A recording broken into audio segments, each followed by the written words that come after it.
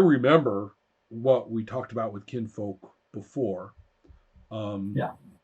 and I assume that it's probably undergone you know, a good gutting, you know. Yeah. So I'm real curious.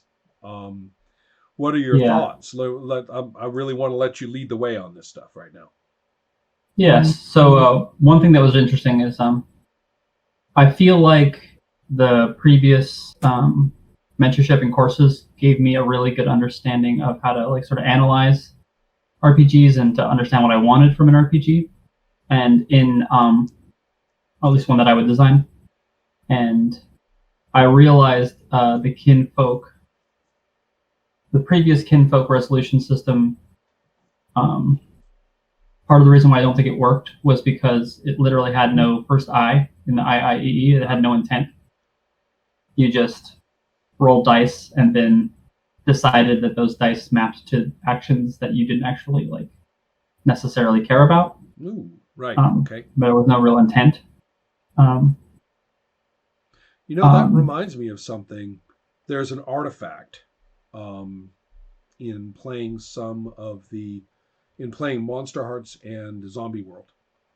And as I say, it's an artifact. I'm not even going to say it's like a system feature or anything, where a player rolls and gets the classic 7 to 9 result, and then there's these little options there. Yeah, you succeed, but pick one. Is usually the rule, and there's 2 or 3 yeah. things, and sometimes those things are all about introducing new stuff into the situation.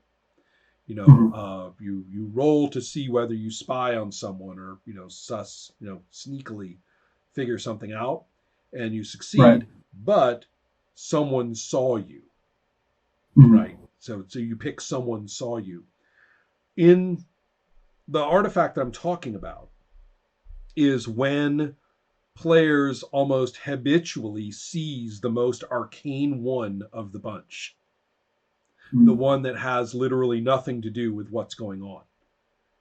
And Mhm. so it sort of forces a whole bunch of new things into the fiction.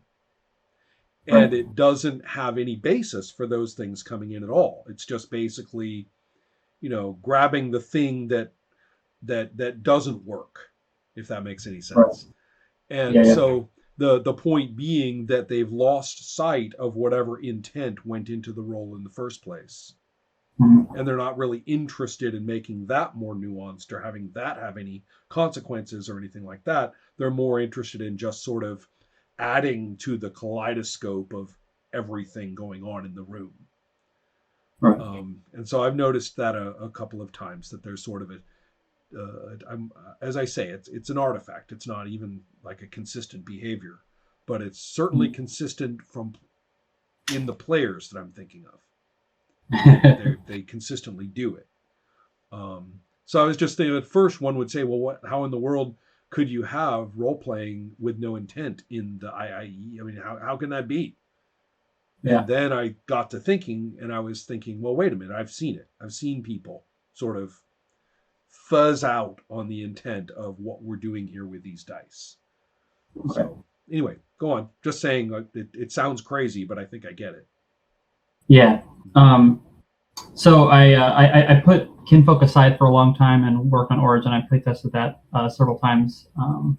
It's it's got some real cool stuff going for it, but I'm still kind of trying to figure out a couple things. But what I kind of wanted to do with this new round was I was thinking. So when I started to dust off Kinfolk again, I felt like I had such a intense an excited idea of what it could play like, but it was all very, very conceptual. Like Mm-hmm. I know that I want conceptually these bits and conceptually these bits, and I want it to do this thing. Um, but I feel like for some reason I keep getting lost in the process of trying to realize those in actual mechanics or procedures. And so I was thinking it would be useful since you've designed a decent number of games for me to essentially um, use your consulting to say, okay, imagine not to like design anything for me, but imagine that you had this game and it was at this place where you had all these conceptual ideas but nothing functional. what would be your process of moving into something functional, and I can sort of work through that. I found in looking back on Kinfolk Mm-hmm. that we it seemed as though we kind of got somewhere with the question of how, if we run a series of events and proceed through the typical events of play, um, what could possibly change? Yeah, And you talked about how the characters could have taken on aspects, of becoming more gruesome forms of their, you started off as the fun little woodland brownie, who can yeah, make beer taste better. And now you're like, the eater of children behind the tree, whatever. right. And so, the, the thing here, first of all, is that change in the characters. The second one is the success or failure of dealing with the occupying, environmentally destructive, you know, uh, culture. The Yeah, the influx of factories, clear cuts, chemical spills, illegal yeah, dumpings, and who knows what. Um, and I got to thinking, are those really the changes that we care about, or are those the changes that kind of serve as just a framework for continuing to play? I mean, it doesn't mean they're not enjoyable. They may well be enjoyable, and they set up, the details of what we're doing next.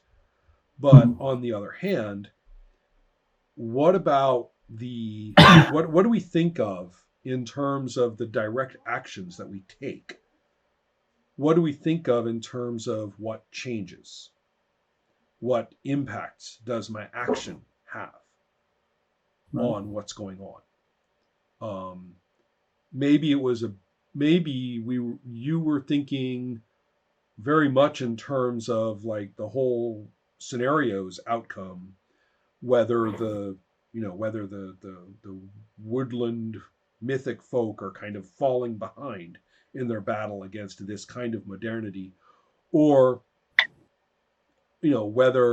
whether they're becoming like so monstrous that we're reveling in the darkness now. I don't know, but the question Yeah, is, what about my choice to do this or do that during play?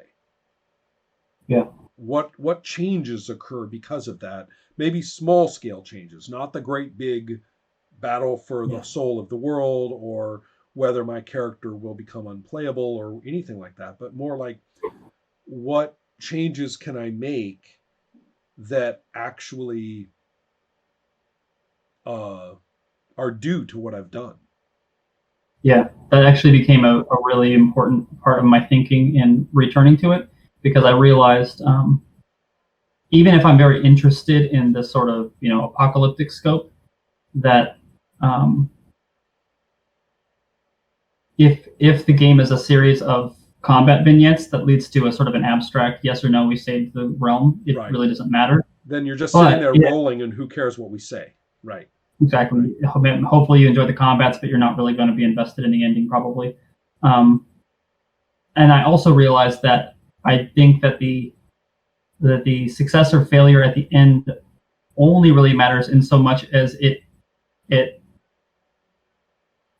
verifies or negates all of the stuff that you've managed to succeed at doing in the interim. So like you have to win. You care about winning at the end, because if you don't win, then it Then potentially everything was negates. for naught. Right. Yeah, That yeah. seems So a little I overwhelming, doesn't it? yeah, Yeah. Um, I mean, you don't want to play with the chance that it was like completely for nothing. Are yeah, there things you can prompt along the way that, regardless of how it turns out at the end, you're glad you did and you feel that they were valid? yeah, That's actually a really good point. So you're right. Let's kind of focus into that in the middle of a scenario. What mhm, kinds of things can be attempted, stated, serve as prompts for roles, and matter in their own right? That's so. Yeah. What would you see as an example of that? Let's pretend let's pretend that it's all fine, right? With that's done for the game. It works. Mhm. Yeah. So give me an example. I mean, what would a player character look like, say, a third? Let's take the whole arc of play, and we're going to play through all to the end, and we're going to find out how it turns out and all the rest of it.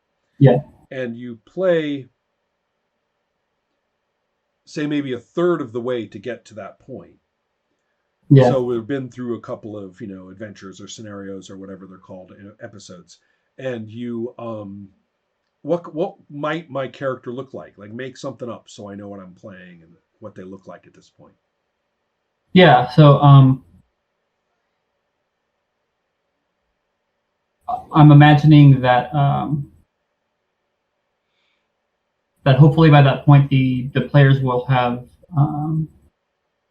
engaged in conflicts they're interested in, conflicts very loosely, that they will have established something in the fiction or changed the backdrop in some way that matters to them, that they will have saved the Glen from being overrun by, by the children of men or by, ogres or whatever it happens to be. Hopefully in some way that they actually care about, that isn't just sort of, well, we're doing an adventure, we have to beat up the bad guys. Um, and that one or more of the players, say your player may have been um, wounded at some point, and so that wound will have some sort of bearing going forward on. It could come back later to affect them, or it could be some sort of what I'm kind of calling in my system document shattered spirits. So like the sense of like something is damaged, that innocence, that initial innocence, Right. or has caused some sort of psychological scar.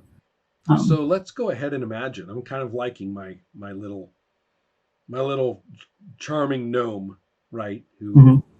brewer of tasty beer in the Mm-hmm. beginning, and he's not quite, he's not all the way down the road to being the stealer and eater of children that I mentioned, Right. but he's a grimmer dude now, Yeah. perhaps, and maybe has, I'm thinking, maybe has a club with like a gnarled wood end that has been stained with the brains of his enemies more than once, and he's taken to, like, leaning on this thing as he walks around, and it's, everybody knows that he's no longer the sweet little gnome, but perhaps he's a little more of a lethal figure at this point. um Still, capable of magical stuff or whatever. I don't know. I mean, I don't want to go too far. I'm not going to say that now he's a mean, bitter drunk, but he's not what he was. So we Right. have this, and yet still going into this session, the question is how much how much variance is there in terms of what we're doing as a group? I mean, ultimately, at the worst interpretation, all we're doing is just trying to get victory points against the big problem. Yeah, Ultimately, that's something that I've also been struggling with. I no longer. I'm not sure that I want the site of victory to be combats anymore, or at least right, purely combat. right, Um, I was thinking that I wanted there to be sort of a meta game throughout. This is a very loose, just kind of my intuition, but some sort of meta game that plays throughout the campaign, in which conflicts are an aspect.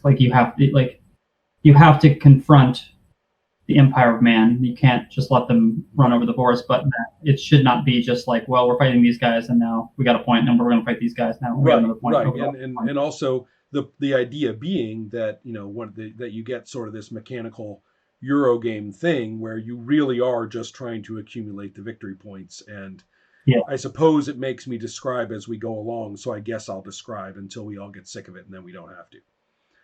Right. So instead, we're talking about actions that my character might take